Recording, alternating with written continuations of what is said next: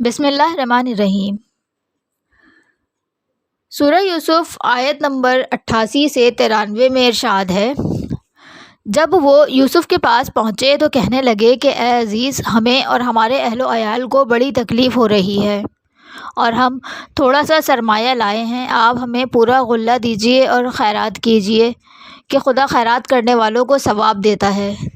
یوسف نے کہا، تمہیں معلوم ہے کہ تم نادانی میں پھنسے ہوئے تھے تو تم نے یوسف کے ساتھ کیا کیا؟ وہ بولے کہ کیا تم یوسف ہو؟ کہا، ہاں میں یوسف ہوں اور یہ بنیامین میرا بھائی ہے۔ خدا نے ہم پر بڑا احسان کیا ہے۔ جو شخص خدا سے ڈرتا ہے اور صبر کرتا ہے تو خدا نیکوکاروں کے اجر کو ضائع نہیں کرتا۔ وہ بولے، خدا کی قسم، خدا نے تم کو ہم پر فضیلت دی ہے اور بے شک ہم خطا کار تھے۔ یوسف نے کہا، آج کے دن تم پر کوئی عتاب اور ملامت نہیں ہے، خدا تم کو معاف کرے، وہ بہت رحم کرنے والا ہے۔ یہ میرا کرتا لے جاؤ اور اسے والد صاحب کے منہ پر ڈال دینا، وہ بینا ہو جائیں گے، اور اپنے اہل و عیال کو لے کر میرے پاس یہاں آ جاؤ۔ ان آیات سے ظاہر ہوتا ہے کہ یوسف علیہ السلام کے بھائی ان کے پاس مصر میں واپس پہنچے تو کہا کہ ہم بہت تنگی سے دوچار ہیں، قحط سالی ہے اور معاشی تنگی بھی ہے اور اہل و عیال کی کثرت ہے۔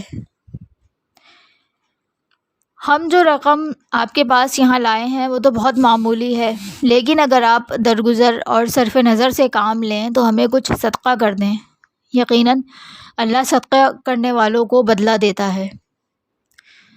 جب یوسف علیہ السلام نے ان کی یہ بری حالت دیکھی اور مشاہدہ کیا کہ ان کے پاس بس یہی کچھ ہے جو وہ بیان کرتے ہیں، تو آپ نے اپنا آپ اپنے ان بھائیوں کے سامنے ظاہر کر دیا۔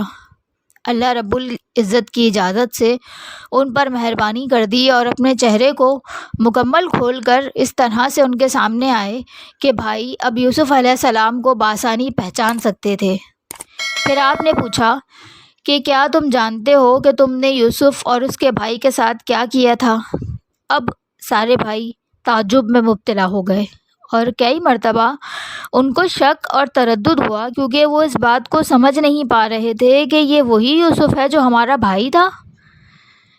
اسی تعجب کے ساتھ انہوں نے یوسف علیہ السلام سے پوچھا کہ کیا تم ہی یوسف ہو؟ آپ نے فرمایا کہ ہاں میں ہی یوسف ہوں اور یہ میرا بھائی ہے جس کے ساتھ تم نے جو کیا تو کیا اور تم نے اس کے متعلق کوتاہی کی، اور یہ میرا بھائی ہے۔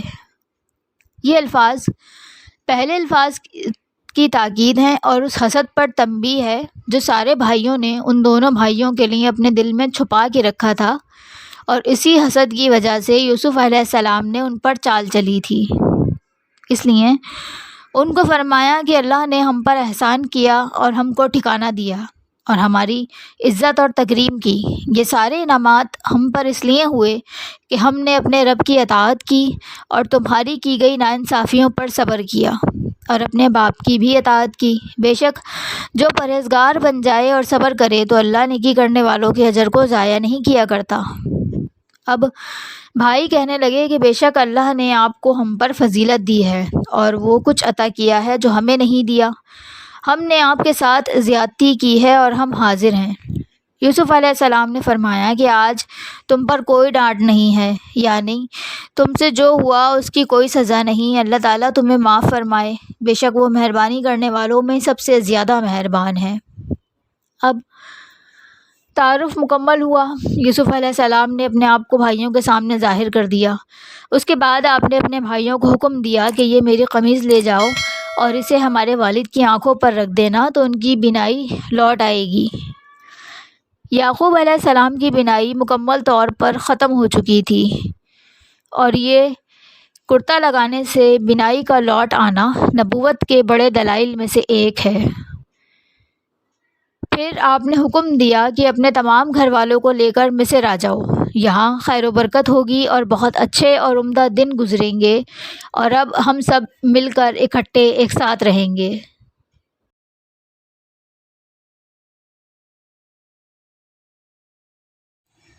قصص الانبیاء مکمل سننے کے لیے اس چینل کو سبسکرائب کریں اور دوسروں کے ساتھ ضرور شیئر کریں۔